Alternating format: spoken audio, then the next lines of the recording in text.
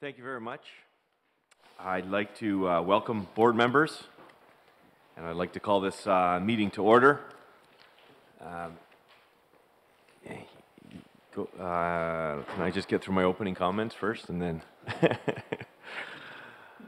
So I'd like to remind members and the gallery to please turn off all electric devices or turn them silent. I'd also like to advise that the meeting is being recorded and or live streamed.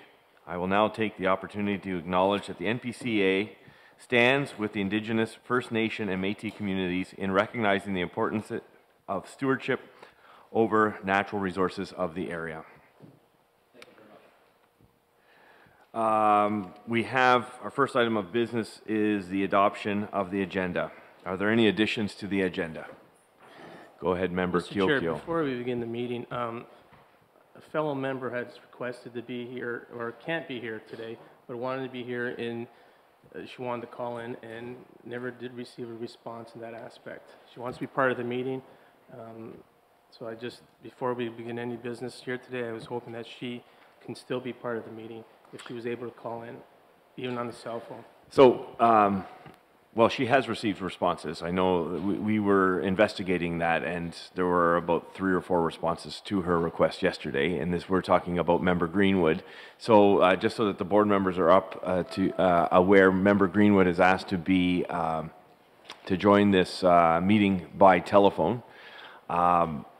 It's a special request, so it would require a 2/3 majority in order to pass, and then we don't necessarily have the technical abilities to do such a thing, except we're going to try a cell phone on speakerphone.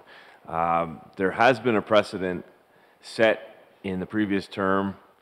There was a member, Diodati, who joined. There were some extenuating circumstances, which I think most people may be aware, but we'll just keep that.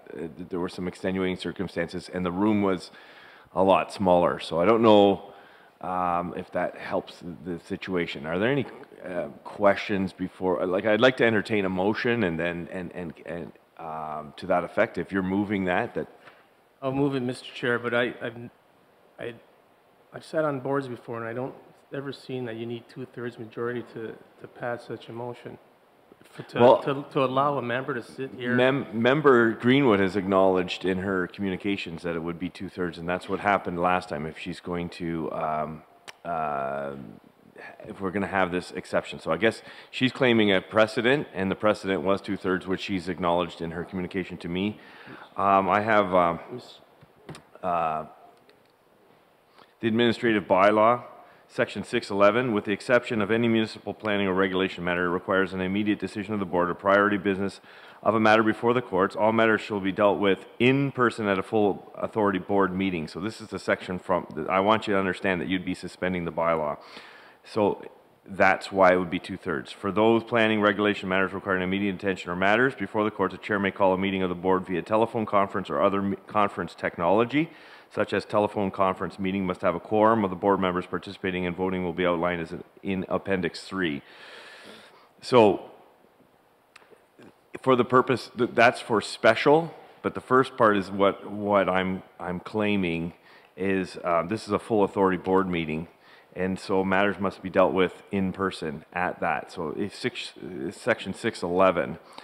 Now, of course, as a board, we can suspend. That's why we're going with the 2/3.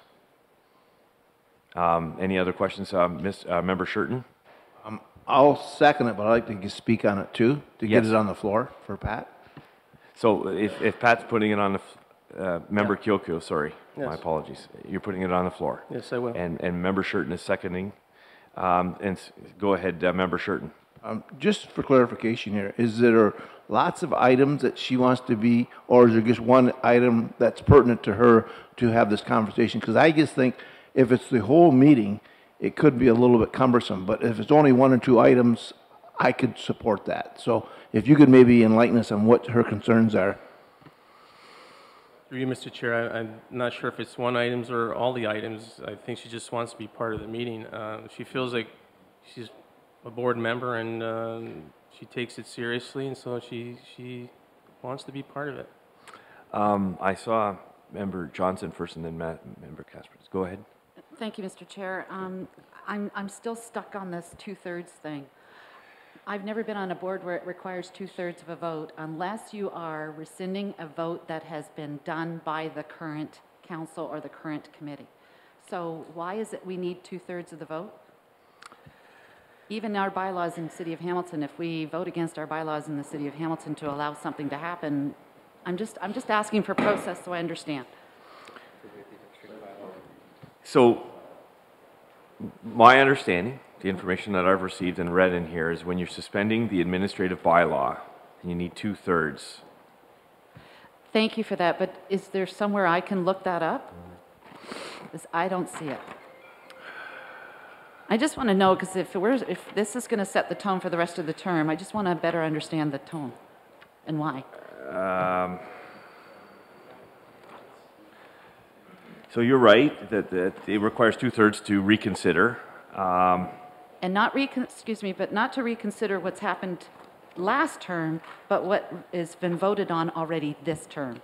That's when, in my opinion, and that's what I know, is that from our experience, is that it's two-thirds of whatever decision has been made in this term, that requires the two-thirds, not something in the past council or the past committees. So again, I'm going to go to Member Kaspersets and Member Clark. Go ahead.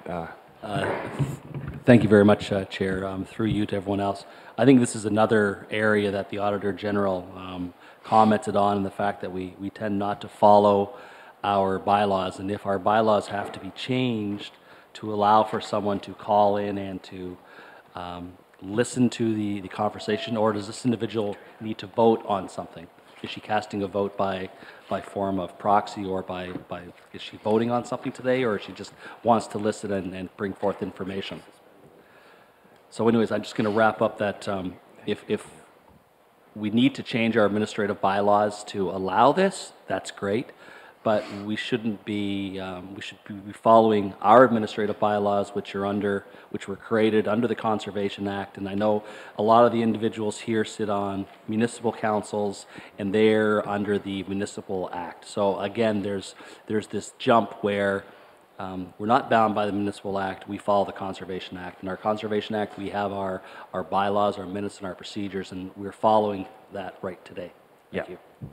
So just to reference, provide an answer to Member Johnson, Section 9 of the Administrative 9.1, it talks about motion to suspend the rules, waive the rules. A motion to suspend the rules is not debatable, not amendable, requires two-thirds majority to carry. So that's the section from the. So from a chair's perspective, a new chair of a new term, I'm not necessarily concerned with what happened previous or how things are typically done. I think it's very important, if we're going to rebuild the organization and deal with our woes, that we kind of go back to first principles. And so that's how I'm reading first principles. Very important for me to make sure that things are transparent, that we're following the rules. So that's just an explanation from my perspective. Member Clark. Thank you very much, Mr. Chairman. So does the administrative bylaws address the issue of voting by proxy, or voting and participating in a board meeting by Skype or telephone or anything like that?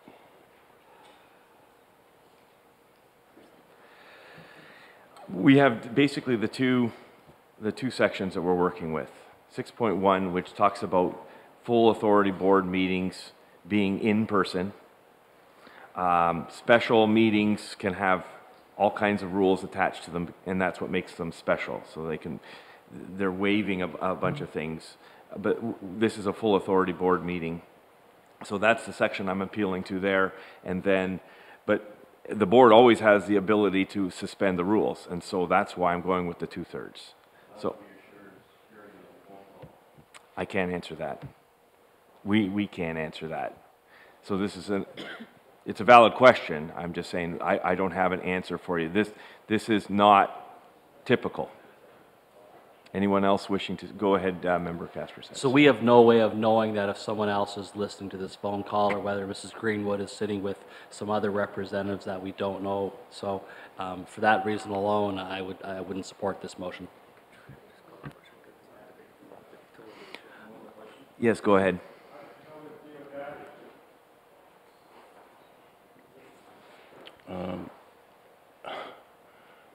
How are we going to deal with in camera? Again, I don't have a question. I have a request before me that's been moved and seconded. I really kind of want to wrap it up and get on with our meeting. So the members have to be comfortable. If you're not comfortable, you have to vote according to your conscience. I understand that, Mr. Chair. Okay, Just yeah. added the question. That's I know why there are. I asked. Yeah. Member Height. Yes, if we look at our minutes, it happened twice on November the 28th, I believe. And then again on December, was it December the 3rd, that Councillor Diodati called in? Yes. Both times? Do we know Yeah. where he called in from? Do we know if his family was listening? Were they concerned about it at that time? So from a chair's perspective of a new term, I can't answer those questions. And we didn't see a recorded vote, so we're assuming 2/3 was the number, but we still don't know if that was actual number or not. So it's a questionable precedent at best. Again, I'm not answering or defending or supporting anything from a previous term. I'm just saying that I'm familiar with the communications from Member Greenwood. I responded to them that I didn't know how this is going to fly. I'm being a chairman by entertaining a discussion on this and making sure we follow our bylaws.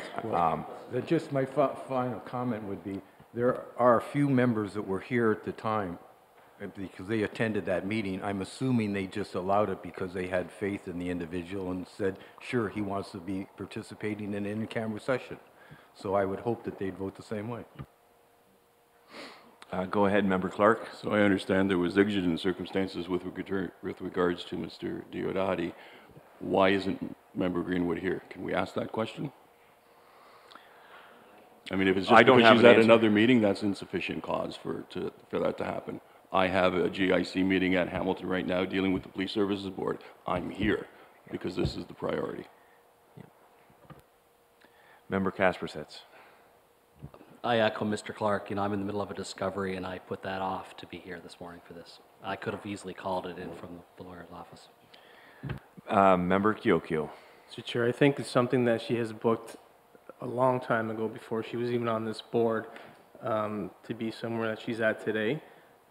And unfortunately, it's not because of a meeting, but it's because of something that she's planned. And unfortunately, she didn't know this meeting was going to take place today. She like I said, she wants to be involved. She wants to be part of the conversation. She takes this board very seriously, and she feels like she wants to be here, even whether it be on a cell phone. What disappoints me is that she's requested this a while back, and no arrangements even to be a phone in existence for her to call into is unfortunate, even if it did or didn't pass. But now we have to rely on a cell phone. But she took an oath. She signed an oath of confidentiality. So, and you know, I mean, we all did. So, and I'm sure she'll keep to that if she were to call in today. Thank you for your comments. I'm going to kind of wrap this up so that we can move on with our meeting and just call the vote at this time. And since it requires it, go ahead, Member Whale. Chair, can I get some clarification? This is the open session only, not for the in-camera session, is that correct? I can't provide that clarity. I don't. This is a little bit uncomfortable for me as a chair. I'm only doing this because there's a motion and there's a seconder and we're having a conversation. And I'm sympathetic to Member Greenwood. She did approach me. I said I would look into it, and I would entertain this discussion, and we're doing just that. And I'm using certain rules. Of course, at any point, the rules that I use, you can challenge the chair, and Vice Chair Houston will come in and, you know, basically say that I was not using the proper rules, and that's all legitimate. I'm a chair here, so I'm just facilitating a brief discussion on this. At this point, I'd like to call the vote, Can you clarify the motion? Recorded vote, Mr. a recorded vote. Chair, if you may, can we just bring Mr. Steele up to speed on what he's going to be voting for?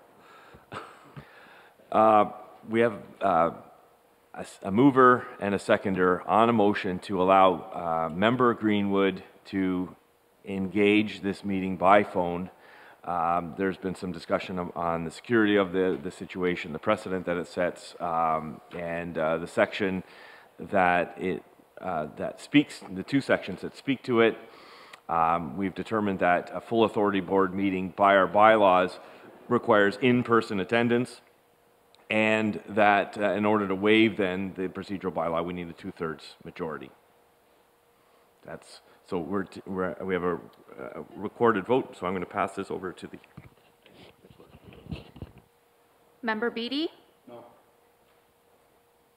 Member Kiokio? In favor. Member Clark? No. Member Height? Member Houston? Yes. Member Johnson? No. Member Jordan? Yes. Member Kaspersets? No. Member Metcalf? No. Member Shurton? No. Member Steele? Yes. Member Whalen? Yes. Member Zalepa? No. Chair Bylsma? No. Sorry. Member Foster? Yes. Oh, I got him too. 1, 2, 3, 4, 5, 6, 7. Only got 7. Didn't pass. It did not pass. Did not pass. Okay, so 17.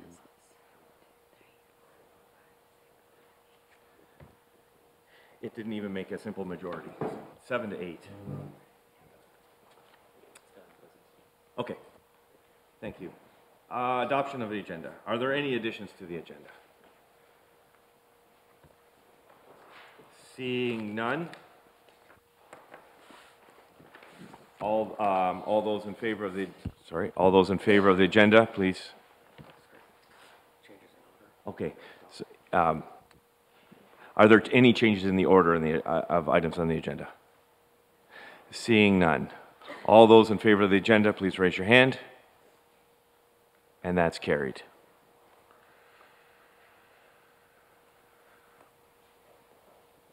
Okay.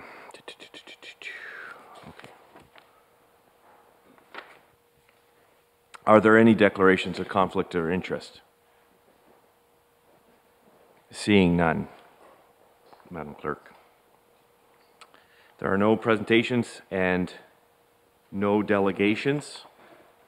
So we move to draft minutes. There are many. We got a fulsome package. Again, just before we go into this section, some of these minutes deal with matters that were dealt with by a previous council. So where we can, we'll provide answers if there are any. We do have a couple members from that previous council who may provide clarification. We may draw upon them. But for the most part, we'll try to find answers where we can. We may not have them today, but there are 6 sets of minutes.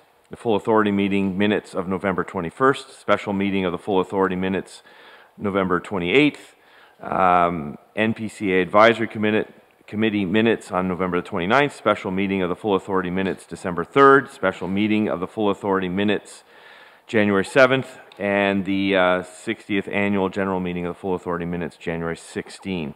Are there any errors or omissions regarding the minutes items 4.1.1 to 4.1.6? Go ahead, Member Clark. So this board finds themselves in a very unique position because I think the majority of this board were not present for the meetings in November 21st, November 28th, 29th, and December the 3rd.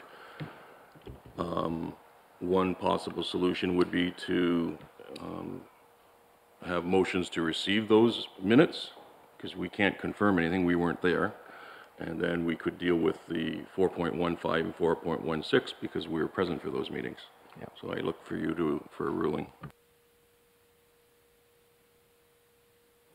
So the way that I understand that at this point we're asking for just errors and omissions. We don't have to address any of the items as business items because your point is valid in that situation. We're looking for errors and omissions at this point. Now, it's also valid that we don't. There won't be a lot coming from current board members about errors and omissions in the previous meetings, but where we can, certainly 4.1.5 and 6, we can speak to and acknowledge. So at this point, I'm asking for errors and omissions. Go ahead, Member Height. Yes, through the staff or to some of the members that were there at the time, we're looking at budget numbers in the November minutes. Was there a full budget shown to the board at the time, or are they just looking at 2019 versus 2018 numbers, or did they see the full budget and comparisons between what took place in the past and what they're currently planning to do in 2019? Because in theory, they approved the 2019 budget, and we don't have all the details on it. So I'm going to go to the CAO to answer that question. Thank you, Chair, and thank you, Member Height, for the question. So the board has a budget steering committee. The budget committee has done all the work, making recommendations through to the board. The board approved all the committee minutes and the work of the budget committee. There was a presentation on deck at the November 21st board meeting for delivery to the entire board. The members at that time decided to forego the formal presentation and instead focused on approving the minutes itself. So you don't see a presentation in these minutes because it wasn't actually delivered, but the actual budget committee minutes were there and were discussed at length.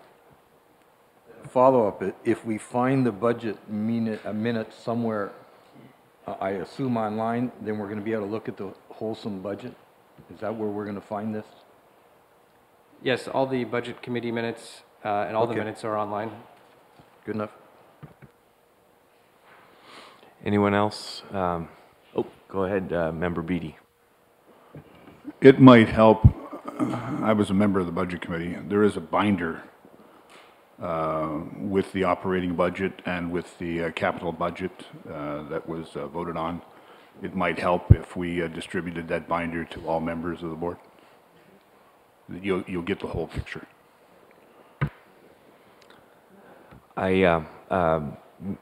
Member Zalepa and then Member Clark. Thanks, Mr. Chair. My question's regarding the minutes of December 3rd. I see that was an in-camera session. I'd like the authority to update this board on what the topic was discussed there, and I don't expect that today, but I expect that perhaps in an in-camera session we can get an update on what was discussed at that meeting so we understand what was going on. So if you want a motion for that, I'm happy to provide it. Okay.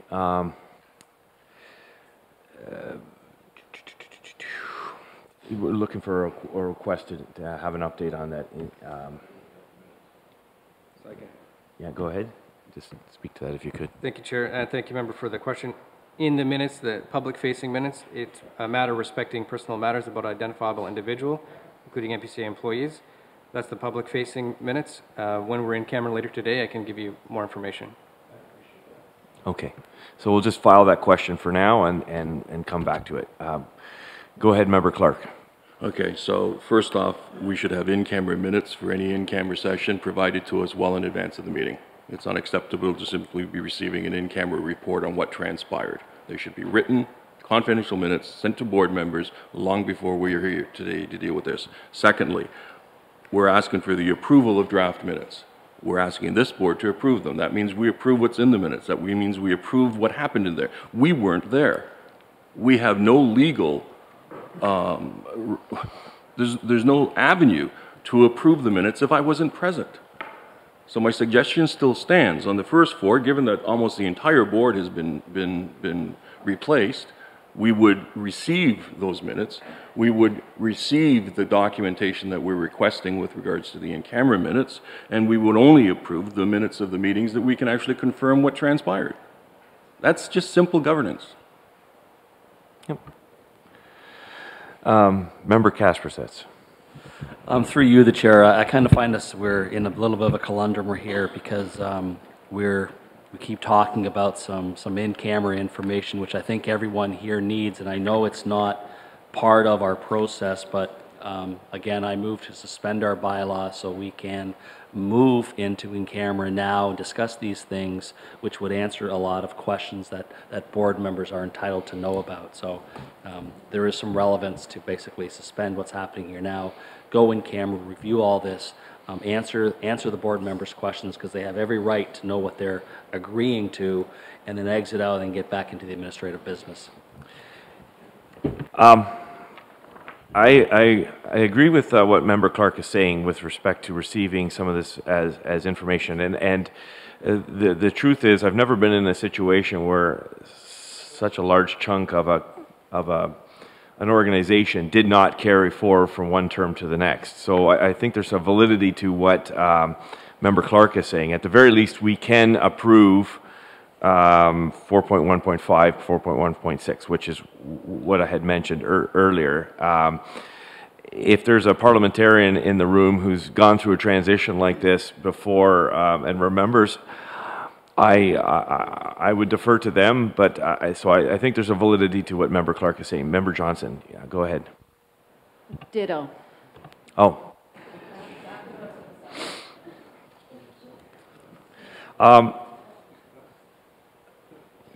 Member Steele. Well, for all those that sit around this table that are part of a region or a city or whatever, you're doing this every time there's an election. You're coming into a new year and you're passing minutes from the previous councils. It's no different here. You're not accepting what they did. It's not saying you're agreeing with it. All you're doing is receiving the minutes. But you're accepting them, but as written, whether we're here or not. Some people around this table were here, so if there is an error there, those are the people that should be bringing it forward. But you can do this in block and accept these. You're not saying what they did, whether you agree with it or not. That's not what you're doing with minutes. You know, you're the mayor, you just did it probably at your first meeting. Accepted the minutes from probably the November and December meetings that happened before you were sworn in as the mayor of West Lincoln. So this is nothing out of the ordinary. I'm sure this board has done it in the past. The unfortunate part about it is the turmoil that's happened to this organization has been brought forward here. All we're doing is approving these minutes. We're not agreeing or disagreeing with what's in them. We're just approving that we've got them, and that's the end of it. So that's the simple answer to Member Clark's question. So there is a, so it's, in effect you're saying it's not an endorsement. Exactly. It's, do you ask, so I'm coming back to my very first idea that we're looking for errors and omissions, and I'm seeing none, and I understand what Member Clark is saying, and in effect that's what minutes are. So what I have before me is I basically am still looking for a mover to adopt all the minutes. Go ahead, Member Johnson. Yes, I move that we receive 4.1.1, 4.1.2, 4.1.3, 4.1.4, and approve 4.1.5, 4.1.6. Seconded by Member Kaspersets. Any discussion on that? Go ahead, Member Zalepa. Okay, thanks. So I'd like to discuss 4.1.5. Those are minutes that were this authority, right? Go ahead. Just with regards to business item 6.3, business arising, there was a motion that this board made, FA 2019, and that was, if you go to the page 7 of the minutes, that the board directs the interim CAO to freeze all hiring, firing, promotion, and changes to organizational structure unless approved by the board until a permanent CAO is appointed. What I'd like to say is there was further comment actually it was moved by Member Clark and Member Houston to add, in addition to that motion, that this board would like information on all contracts, hires, obligations, promotions, changes to organizational structure, and to be provided in a confidential memo. And I do see something that was handed to us today, but I think the minute should reflect that. So I would move an amendment to that minute. Okay. And just kind of reiterate what you would like to see amended. Yeah, I'd like to see item 4 from resolution FA 20-19 amended to read further that this motion include information on, as I said, contracts. Okay. And I did watch the video, and it was clearly moved and by 2 individuals to add that. So I'd like that to be added to the minutes. Okay, thank you very much. Member Height. Yes, Councillor Zalepa brought up one of the meetings about what took place in camera. There were 3 dates that we should be hearing information. If we're going to hear it later when we go on camera, it would be from the 21st, the 28th, and the 3rd. All 3 meetings had in-camera sessions and information that was given to that board, and we should hear what took place in all 3, not just one. Okay. We have the error added, or the omission, sorry, the omission added. So we have a motion before us to receive the first 4 sets of minutes and to adopt the second 2. Any more comments or questions? All those in favor, please raise your hand. Contrary?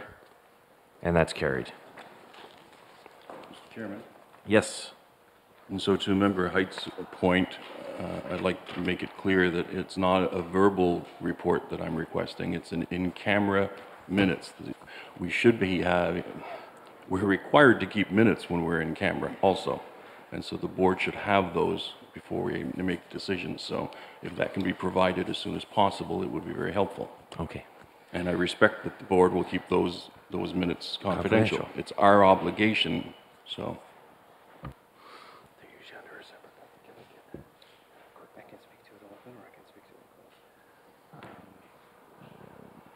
Well, they want the information enclosed, so you want to speak to something. Yeah, go ahead.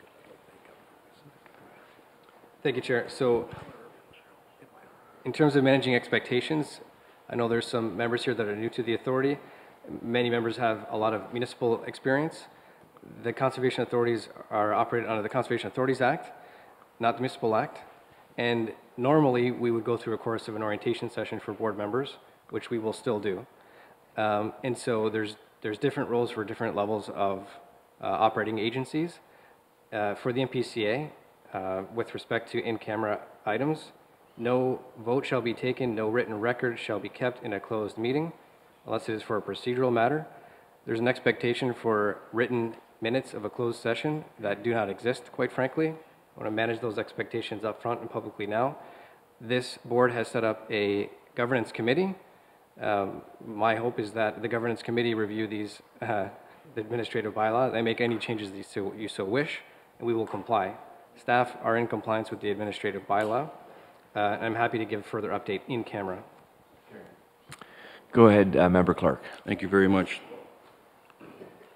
Conservation Authority provides, it's the enabling act for the creation of conservation authorities, and it does not provide all the rules that conservation authorities across the province follow. There are many other rules that conservation authorities have put in place that they follow, and they also look at the Municipal Act for guidance. Correct. With the greatest of respect to our CAO, I have a tremendous amount of experience with provincial legislation. So every time we have an issue where there's a conflicting position from staff, I want it to be very clearly cited by the Act, with the clause in the Act or the clause in the bylaws. At the end of the day, this body should have written documents indicating what transpired in those meetings. And the fact that this entire body was changed in this last election, and there's only two, how many are there, 2 or 3 now? 3. That are here, you're telling me that we have to rely on the memories of staff and those 3 individuals. That's why that clause is wrong. There should have been minutes kept for an in-camera meeting, especially on matters that are going into litigation. It's not up for argument. That's the case.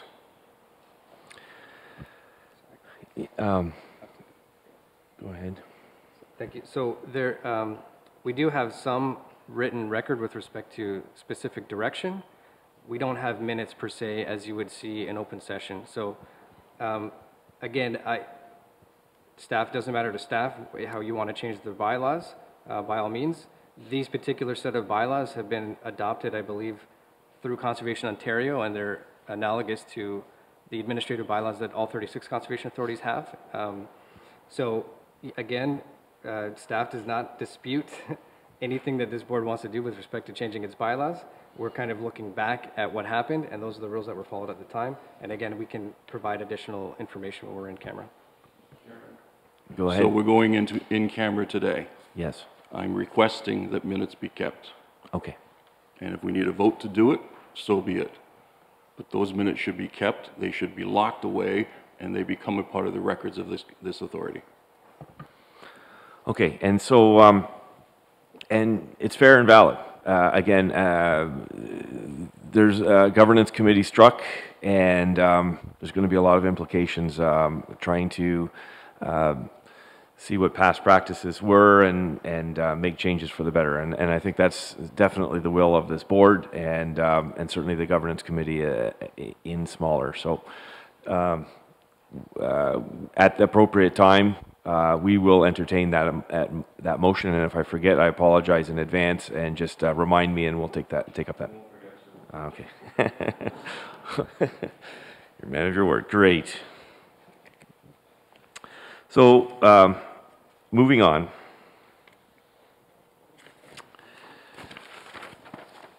Through you, Chair, just quickly. So can we address Councillor Johnstone's recommendations to approve what she had just listed and have a vote? We did take up a vote. Oh, we did? Yeah, the way that the motion went. So 4.4 is chairman's remarks. I just wanted to say I've been chairman for a little bit more than 2 weeks. The amount of information that I have swelling and swirling around in my head makes it feel like I've been at this for 6 or 7 years. I appreciate the patience that the members and the community at large has indulged this board. I would like to say that there's some exciting things that have been initiated towards providing a stable and well-functioning conservation authority. And so to say that I've haven't accomplished anything is certainly not true in any respect or regard. The amount of information has been overwhelming. Where I can, I've tried to pass that on to board members and conduct fair and equitable meetings. Again, I thank you for your patience, and I appreciate the trust and responsibility that you've placed upon me. And again, I'm very excited. I think that we've embarked on something that is that I think we'll be proud of, but it will take time. So there's no shortage of challenges that we face, but at this point, things have moved forward, and I'm very pleased with the progress in about 16 days. Thank you very much. That's all I wanted to say at this time. I'm going to ask our CAO to make some comments at this time as he... Okay, so he's chosen not to. Member Kaspersets, go ahead. Through you, the Chair, can we entertain the notion of suspending our open session and move in camera now and get this done? I know we're breaking bylaw and we're breaking procedure, but I think there's a number of individuals here that would like to move in camera to discuss various issues. So if we could get a vote to suspend the bylaw to consider moving in camera, I appreciate that. Okay, I have a motion to suspend the bylaw, so...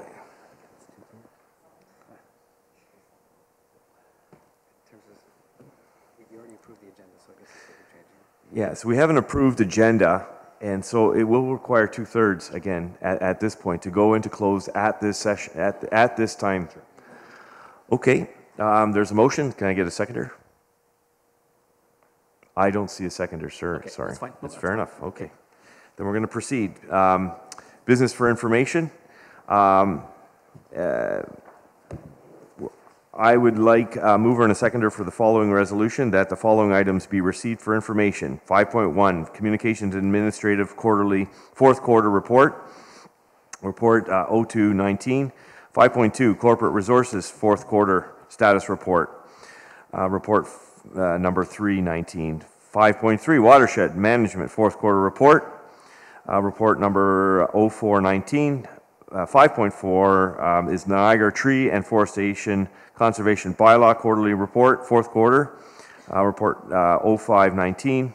And 5.5, Board Member Per Diem Honorarium Annual Report, Report number 619. And 5.6, Auditor General Recommendation Implementation Update Report 07-19. The members have the opportunity to pull any of these, but right now they're as a block. So, okay, and a seconder, please, Councillor Whalen or Member Whalen. As a block, any comments or questions? Go ahead, Member Height. Yes, 0619 regarding per diem and honorarium.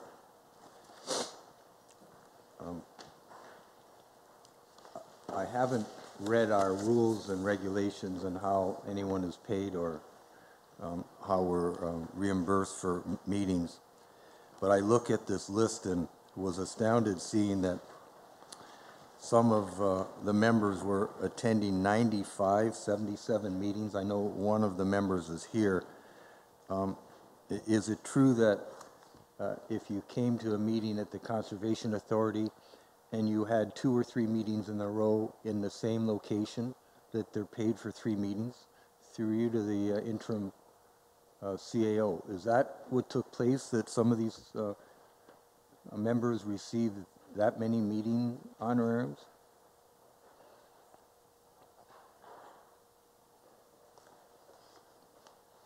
And or by telephone, if they attended a meeting by phone, did they get an honorarium? So I'm going to pass the mic over to someone who can answer your question. Through you, Chair, to Member Height, the bylaw states that on March 7th, the Ontario Municipal Board approved the per diem paid to members to mean per meeting. Per meeting, rather than per diem, which is Latin for per day. The bylaw was amended to say per meeting based on the municipal board. So I can't speak to any individual expenses because I was not involved in receiving those expenses. However, I do know that in certain instances, if there's more than 1 per diem per day, it would be a situation where a member had a meeting, for instance, at Balls Falls, and then say somewhere else in the watershed, whether it be Hamilton later that day. And this board has the same ability because of the way that the bylaws are written. Oh, thank you. Can I possibly see the information that states what a meeting is considered? Because my understanding was from rumors, lots of rumors around here, that some individuals came to one location and had 2 meetings and booked 2 meeting per diems or whatever it's considered. And I also had heard that some members were at home over a phone call considering that a meeting and billed the Conservation Authority for meeting. So I'd like to see what a classification of a meeting is to see what's allowed, because some of that should be changed if that's the case.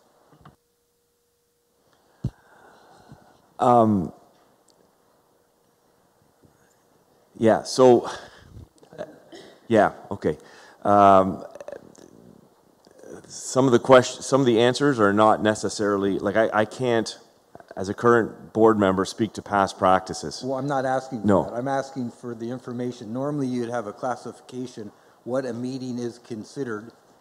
So therefore I can read on my own what the rules are and see if someone was taking advantage of the rules or if the rules really did allow it. That's what I wanted to see. Yeah, okay. We'll try to get that information to you. I had Councillor Zalepa, or Member Zalepa first, then I'll go to okay. Is Member Zalepa? All right, thanks, Mr. Chair. I just wanted to lift two items if I could. The first one is under number 5.4. That's with regards to Niagara Region Tree and Forest Conservation Bylaw status update. If we can go to page 5 of 10, and I'm looking just for clarity, perhaps from the staff in the form of a report or an update to the board. 5.10, item number 20 on that page is a request for the authority to look at a site visit in Niagara-on-the-Lake, and this was brought to my attention through my municipality, and I'd like to get some clarity.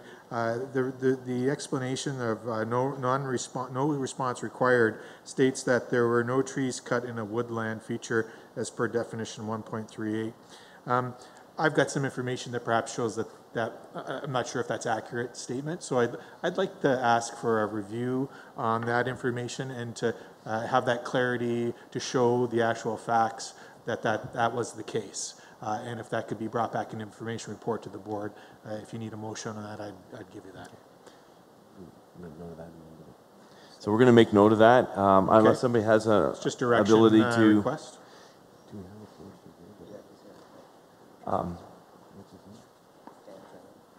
Okay. Is Mr. Drennan in the audience? Do you think he could answer that question right now, or? Okay, if you want to just come forward to the podium and provide Member Zalepa a response.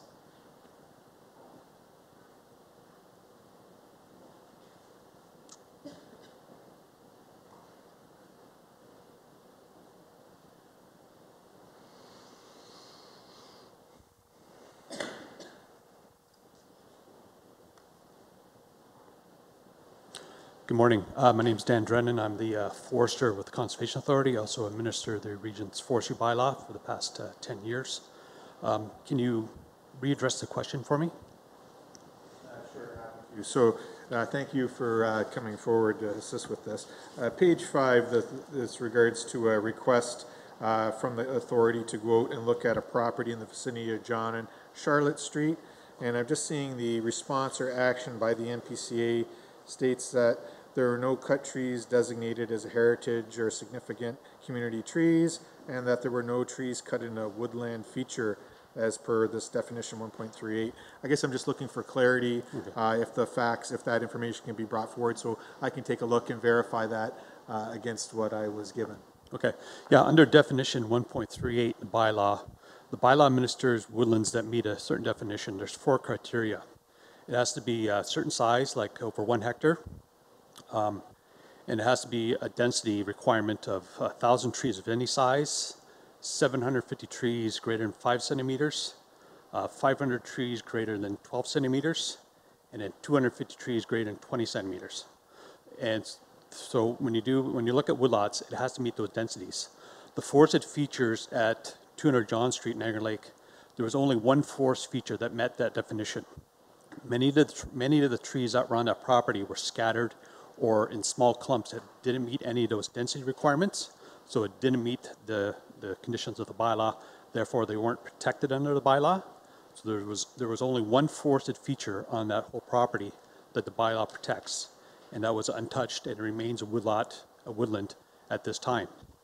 A lot of the other trees, again, they weren't protected by the region's forestry bylaw. They would have been protected by the town's new bylaw, but the town's new bylaw was in place at the time.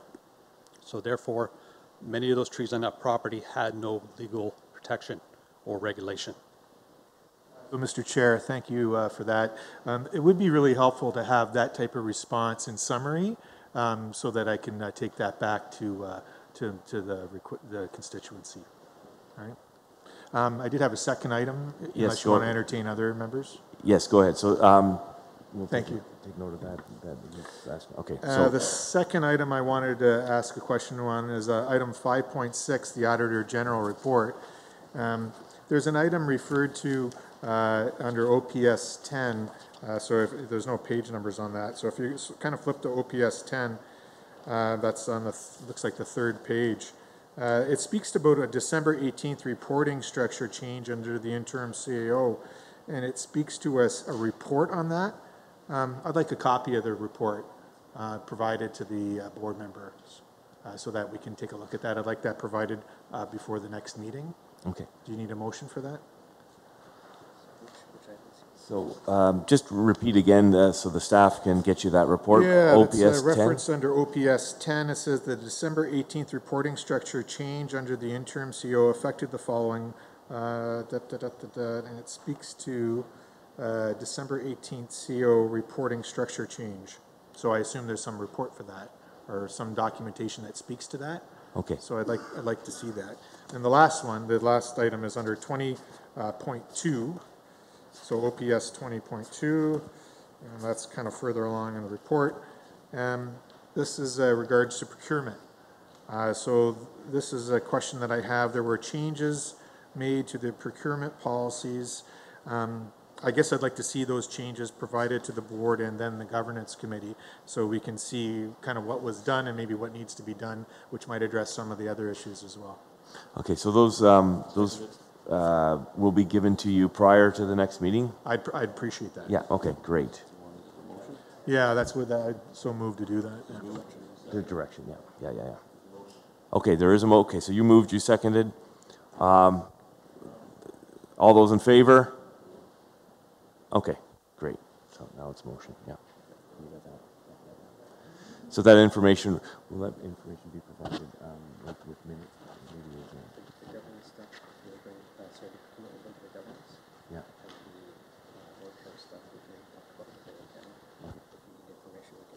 Okay, yeah. They're aware of that, great. I had Member Shurton, go ahead. I have a couple things I'd like to address under this business for information. One being, I agree with Member Height on the per diem, but I do want to make one change if you could. I know for some reason they missed my first 3 meetings in the first quarter, so I actually attended 10 meetings as opposed to 7. I don't even care if I get paid. It's just a matter of record that I was actually here for more meetings than 7. Also, hopeful that being on the governance committee that we'll look at this per diem. I think some of the fees that we've paid out, and I'm not saying it's wrong because we follow what was there, but these numbers are unacceptable going forward. The other thing I'd like to bring up is the exciting project going on in Binbrook, the treetop trekking, which I understand is going to be open and ready, and that's a tongue twister. Open for May this year in Binbrook, Conservation Authority. I will later, Brian. You'll love it.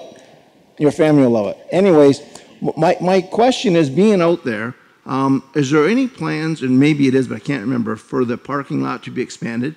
Because I'm thinking this will be taken up by the public once it's discovered and open. And if I remember correctly, there isn't a lot of extra parking there. Is there plans, and when is that coming forward? Go ahead, CEO, interim CEO. Thank you, Chair. The short answer is yes. The board approved in their budget additional capital dollars to expand the parking facilities at Binbrook for that purpose. And it'll be ready when in May this year for when the treetop trekking is ready? Yes. He looked over your head at someone in the crowd who nodded in approval. So just that's good. So thanks for that. All right. I have Member Jordan, then Member Johnson, and then Member Beatty. Thank you, Chair Bylsma. It's just a question about the number of meetings, and maybe with Member Height that will be included in there. But just it seems like 3 or 4 have a large number of meetings. Now, does that mean that 3 people meet together and that's a meeting? I just wondered if that will be covered when we find out about numbers of meetings. So there are a lot of questions regarding this this meeting schedule. Yeah, I just wanted to be thorough and cover everything. Thank you.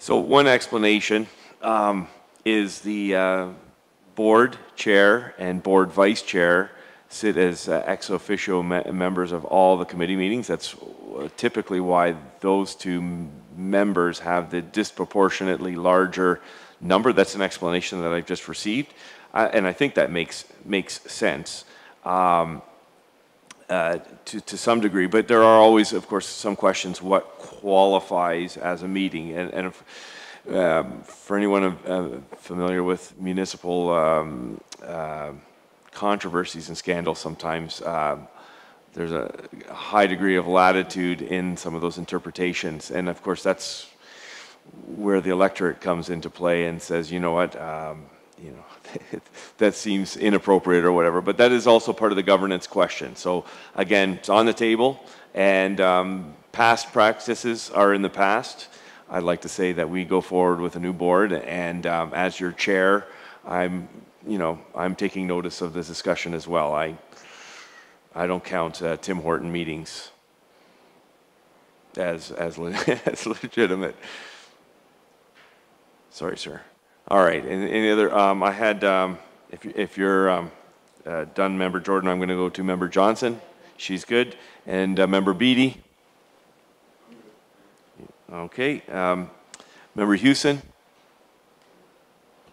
So just regarding report, the Communications and Administration Q4 status report, so that's 5.1. On the very back of the page, it says manager Watershed Resources posted twice, and then employee formerly holding position rehired into role to be effective January the 28th. Considering our directive from January 7th, I'm wondering how can this role be hired?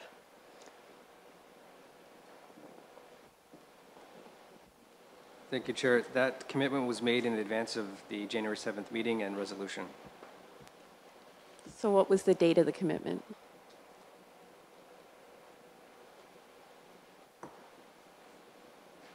Yeah, around the end of December, December 28th to around the end of December. December we 28th? can verify it, the exact date for you. Okay, and then I also have a question.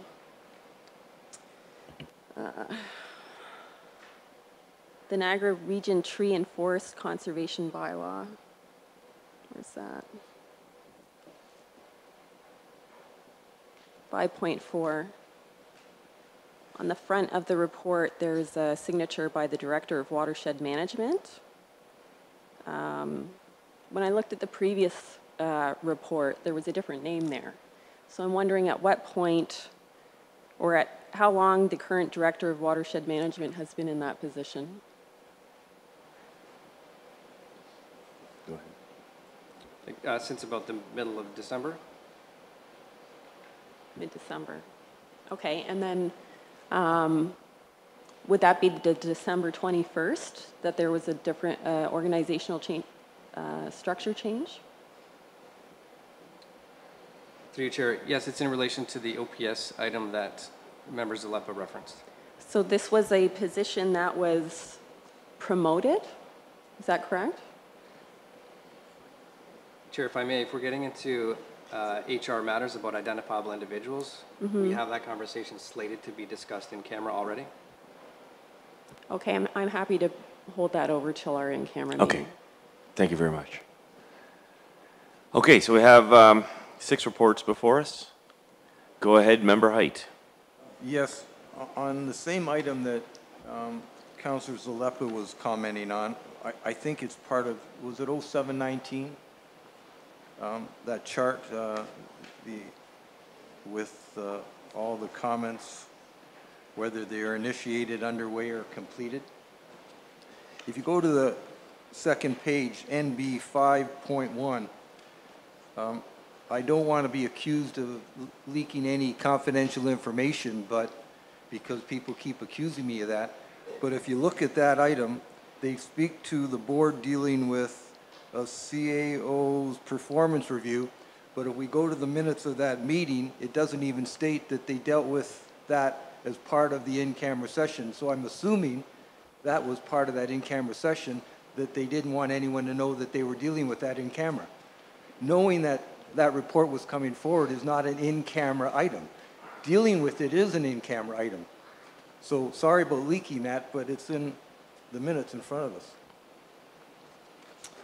And if we go to OPS 10, there was a report on the 18th, December 18th. Again, these are items that are now public that I think might have been dealt with in camera.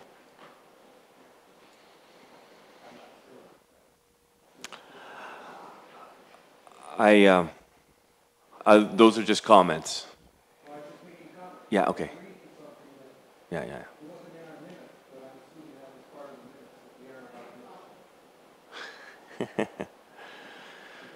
He's done. All right. So at this point, we're dealing with these reports as a block. Any final comments or questions? Seeing none, all those in favor? And that is carried.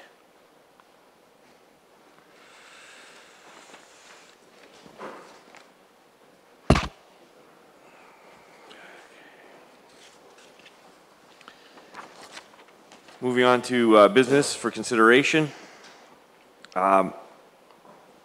We have the, let me just get up to speed here.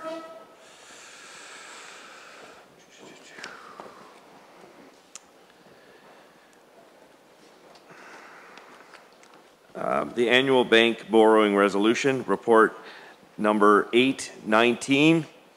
Are there any, can I get a mover to receive this report? Member Beatty, a seconder please. Member Zalepa, are there any questions or concerns with report 819? Go ahead, Member Whalen. Thank you, Mr. Chair. Just some clarification. So is it a roundabout way of saying we're applying for a line of credit for $800,000? Is that what we're asking for here? Go ahead. Through you, Chair, and thank you, Member Whalen, for the question. So it's an annual borrowing resolution that the authority does every year. In the event that the authority requires additional funds for operating expenses or payroll, that money is available. Now, with that said, we certainly in recent memory have never had to use those funds for anything. We're in fairly good financial shape, but it is something that is required by the bank on an annual basis. So that being the case, was there one in place presently that we're just extending? Is that what we're asking for? Sorry. He's asking if one already currently exists and we're just extending it. Correct, yes. Just a continuation of the line of credits in place presently? Correct. That's great, thank you. Member Clark. Sorry, I thought I heard the CAO say that it was required by the bank. Can you explain that? I'm not sure if our manager of finance is still in the room, John Wallace. Yeah. We'll get you that answer. Before or after we vote on it? Right here. He's coming to the podium.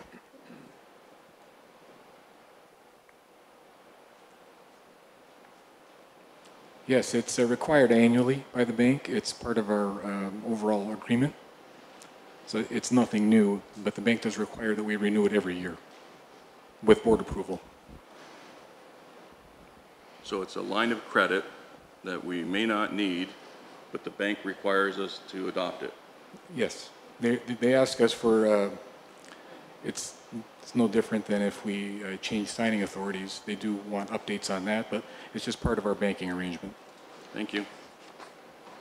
Any other comments or questions?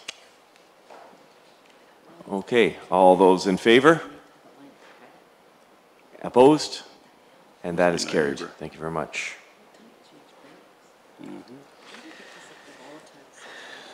Item 6.2, NPCA Board Meeting Schedule, Report 919.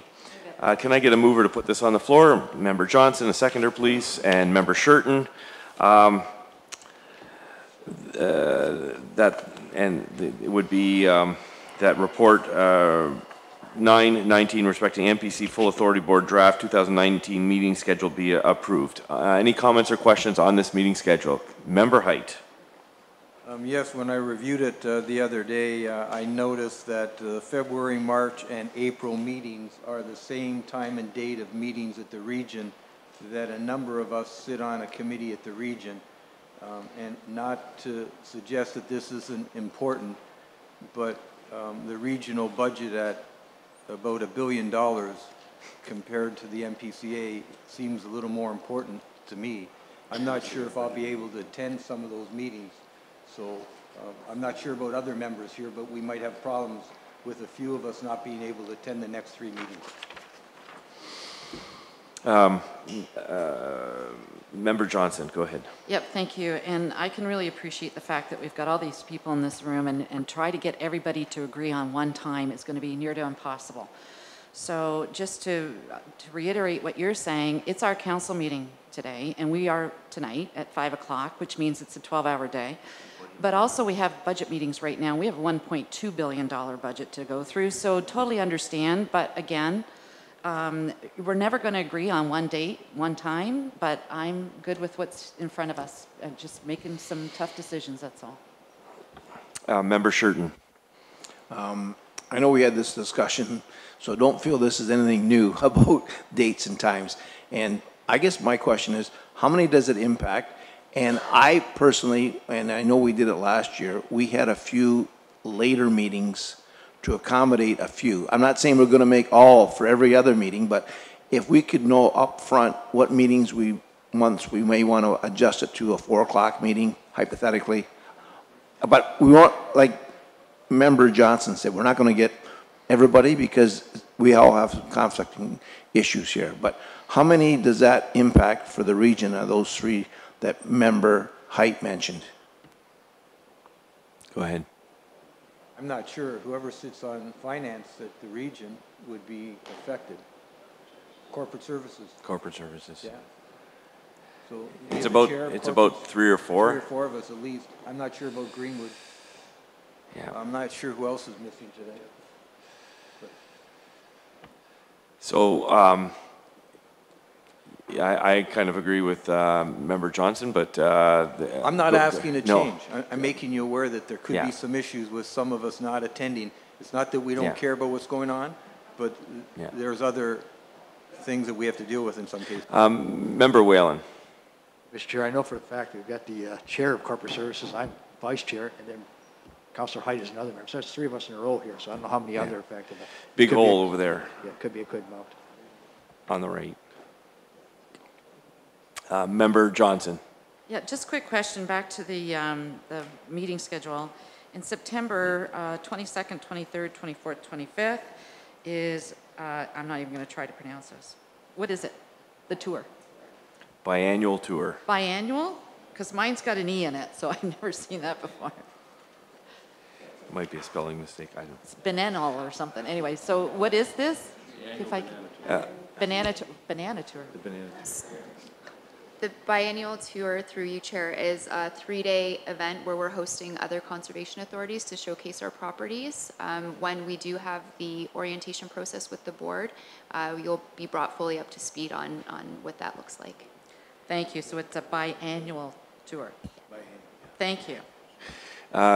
Member Jordan. Just a comment. Biennial is correct. It's a botany term. Biennial is a plant that is what it means, and so that's correct. So somebody with more vocabulary skills than me has answered the question. Hey, I'm an engineer. We weren't required to speak English. He's a nursery guy. You'd probably still be corrected by somebody from the Shakespearean Foundation. Councillor Houston. Sorry, just the August date, it says no board meeting, but August the 21st is highlighted. Typically or historically, we've suspended a meeting in August, but it's up to this board whether or not they would like to have that meeting. Is this place air conditioned? Okay, good.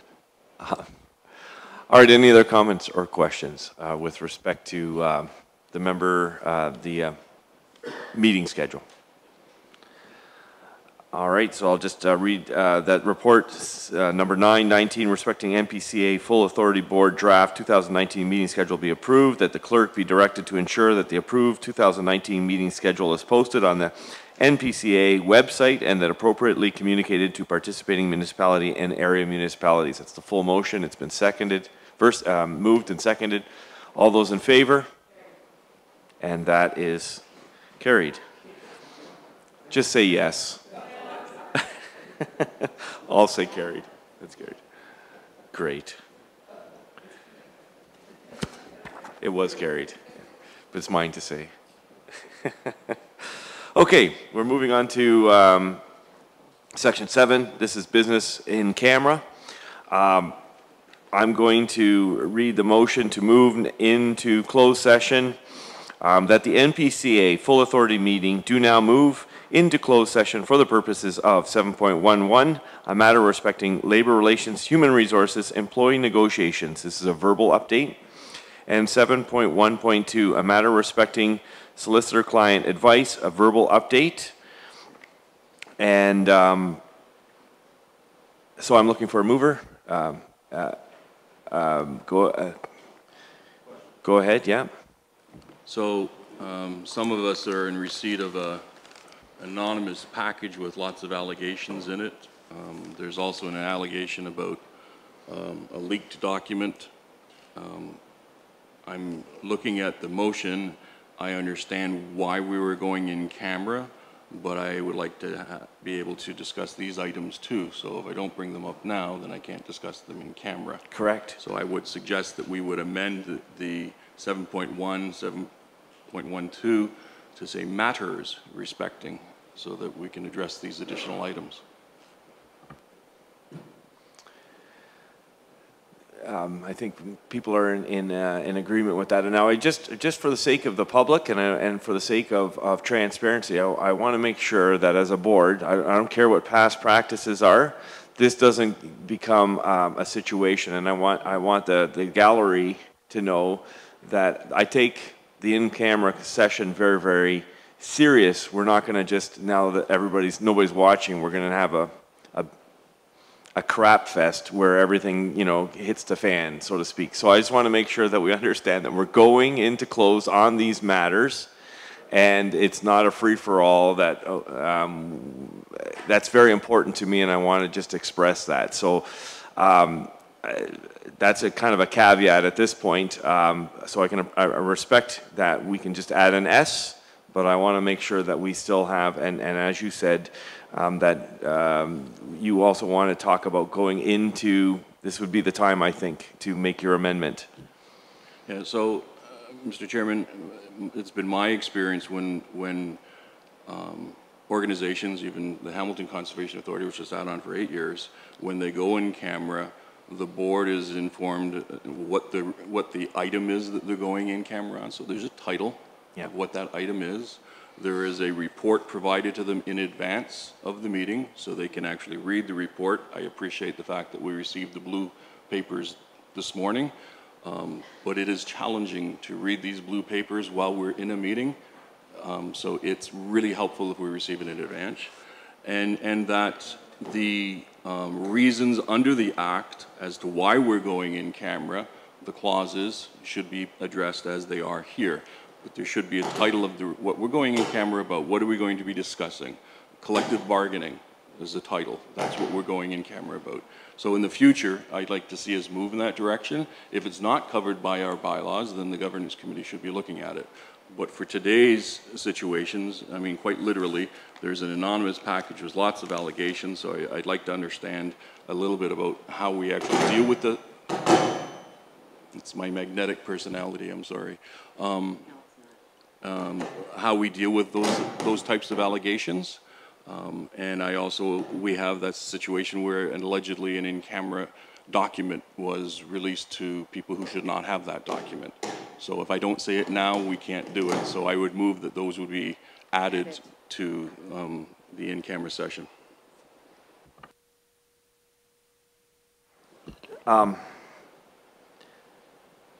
So can you put that in the form of a motion? Can you clean that up? There's a lot of discussion there. I move that we add, it doesn't even fit with what you've got here. So you're going in camera for under these two items. So I'm addressing two new items that need to be discussed in camera, anonymous allegations, and allegations of a leaked in-camera document. Okay. Should be noted that we don't actually have a lawyer present, So it's just going to be kind of just a verbal update at this point. If there are questions that arise, that will be part of directions that staff be directed to answer those questions. So we have correspondence from Hicks Morley. You're advising me that the lawyer that drafted the document isn't going to be here to take their questions? No, that's why he sent the document, couldn't be here.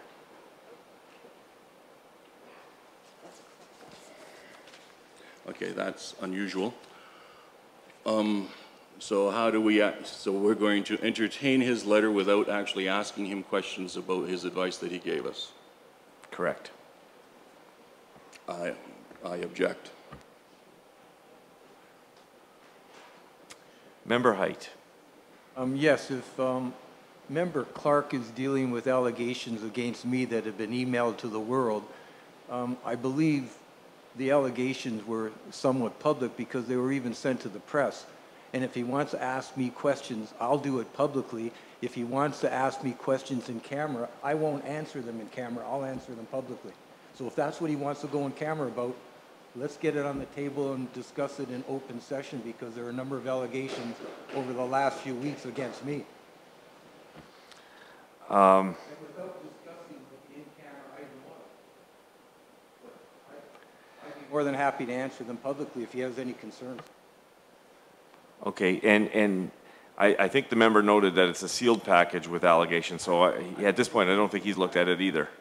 I had Member Kiokio, then I'll go to Member Whalen. Go ahead, Member Kiokio. Thank you, Mr. Chair. Well, I also have a document here, but I'm not sure if it's the same one as Mr. Clark or Member Clark's, because we may be talking about two different people here. So I think when we go in camera, it should be an identifiable individual. I'm not naming who it is because I may have someone and he may have someone different. Now that Member Height spoke, and so he's identified himself. Pardon? He's identified himself. Well, I'm not sure if that's what Councillor. Anyhow, I think when we go in, if we just put identifiable individual, and it may cover both of our documents that we both have. Okay, so I have Member Whalen, and this is a discussion to go into camera. So I just want to make sure we're aware of where we're at. Go ahead, Member Whalen. Thank you, Mr. Chair. Going into in camera, can I ask Member Clark where he got this envelope from? I didn't get one. I don't see any other brown paper bags around it. It was so deposited in my house, has my name on it, says read David Barrett, and it was a sealed envelope with 25 pages. So it must have been just Hamilton related, because we didn't get one in Niagara. I didn't get one. No. Yeah. So in that case, if we could just generalize it to just be brought into in camera, that'd be great. Thank you. The nature of such information, of course, is not verifiable. Like honestly, it could be somebody busy at a computer just manufacturing things. So for the purposes of this meeting, we can only deal with things that come through us through the proper means. So I really don't care from a chair's perspective of those allegations. If there's any validity to them, they need to be verified through another agency like a police force or some kind of integrity commissioner or ombudsman. Until that validation of whatever that contains, I don't think it's part of anything that we can deal with at a full authority meeting in camera or outside of camera. So we don't have any chain of custody on these folders. It's hearsay gossip at best, as far as I'm concerned. Mr. Chairman, yes, I'm not naive. The package was delivered anonymously. It very clearly, by its nature itself, it raises questions with regards to the veracity of the information that's in the document. But as a board member here, when we hear things like this, if we do not do our homework to verify whether or not there is any substantive evidence to support the document, then we are failing in our fiduciary and corporate responsibilities as a board member. Hence, I asked to go in camera so that we can discuss how we would verify, or should we verify. Okay, and I respect that. I just want to make sure that we don't entertain every gossip or hearsay in a kind of in a loosey-goosey sort of way. You don't know me well, so that won't happen. And with regards to member Height, the email that was circulated widely was identified at the very top of it as confidential advice to the board members. So that in itself may be an issue under the Code of Conduct. It may not have been an in-camera thing, but it was identified as confidential. Correct. Okay. So as I understand, there's a, I don't even think that I have a motion yet to go with a 5.1.3 matters about identifiable issue. Do I have a motion? Okay, Clark and Johnson. So we have an amended 7.1 matters going into closed. The ones that identify, do you have the section number, section 11? Just so that we can get that all down. Section 11, I think it is. Okay, so that would be 11.1.b would be the section referred to, which simply says personal matters about an identifiable individuals, including NPCA employees. So going into close on those, with that addition, I'm going to call the question. All those in favor? And that is carried. We are now into closed. Thank you very much. Mr. Chair, if I may ask, the individuals that we will be talking about in this document, may they be asked to leave the room once premature? It might be premature. I don't know what's in the document. Yeah.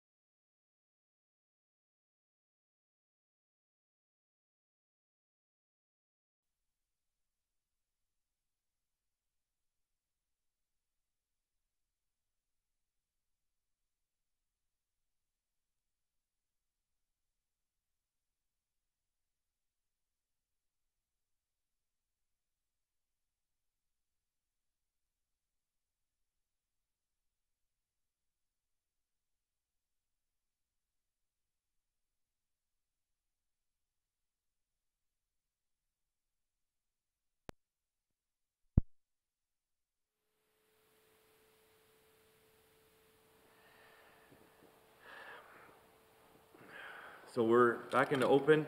I'd just like to ask for a mover and a seconder for the following resolution that staff proceed as directed in closed session. Member Steele, Member Kaspersets, any discussions? All those in favor? We need to add to that we need to add to that the letter from the solicitor remains confidential, please. Yeah. Okay. Noted. All those in favor? And that's carried. Then I do call this meeting adjourned. Oh, sorry. Oh, okay, sorry. Go ahead. Somebody wants to move that? So I am providing notice of motion that I'll bring to the next board meeting, that the Board of Directors retain an independent labor relations counsel to provide advice. And I'll flesh that out for the next board meeting, but this is the notice. Perfect. And the seconder? Member Zalepa? Oh, it's just a motion? Okay. And do we? Okay. Any other notices? Go ahead. Member Zalepa and then Member Whalen, go ahead. Yeah, I also move that for the next meeting of the authority, that we go to an in-camera session regarding the 12-month, regarding the 12-month interim contracts given to any staff, and that be reported to the board, and that we get an update on all other legal matters for the board. Okay, yeah. Thank you. Notice of motion. And Councillor Member Whalen. Thank you, Mr. Chair. To go along with Councillor Lepa's motion, I'd like to add to that that we defer any litigation and grievances wherever possible to further times. And that will be, of course, subject to whatever advice a lawyer present would give to us on any of those matters. That's fine. Yeah. Okay. Yes. To be clear, there is no settlements, no discussions about litigation without it coming to the board, so our lawyers can't act on anything until they get direction. That's absolutely correct. Just so the public 100%. understands. Thank you. Yeah, absolutely. Okay. Point of order. That's a motion. Was it moved, seconded by yourself? Notice of motion, yeah. No. Yeah. No, there is no. I don't think we don't. Yeah. Just no. Okay. Are we comfortable now, members? Go ahead. So I just want to take a really quick second to thank everyone. This is probably going to be my last requested attendance at the serving on this board. It's been a pleasure. I've learned a lot. Good luck, and everyone keep your heads down. Thank you. Yes. Just to be fair and to clear the deck here, I think Member Zalepa's intended that his be a motion to direct staff to come back with that report for the next board meeting. So that would be appropriately a motion that should be voted on today, not a notice. That's what I was trying to have it. It's directional is fine. It can be noted Direction. as direction. Yeah. Yeah. Yeah. Okay. Okay. Can I get a seconder? Okay. Member Zalepa, all in favor? And that's carried. She keeps saying it, but. All right. Then I declare the meeting adjourned at the hour. Oh. Go ahead. Sorry, I don't mean to prolong this proceedings. I just like to compliment everybody for the working together and the cooperation today. I know there's been some dissension between Hamilton, Niagara, and Halton, but nobody's here on their own agenda. And you can tell by the number of representations we have here from Niagara, the majority, if not all brand new faces. So we're here to work with everybody. So when the finally compliment comes around, no matter it's 15 for Hamilton or 3 from Niagara, that's not our intention. We want to work with everybody and be on the same page as a team. Thank you. Thank you. I'm going to declare it adjourned at the hour of 1:28. Excellent. I'm going to take him up on that.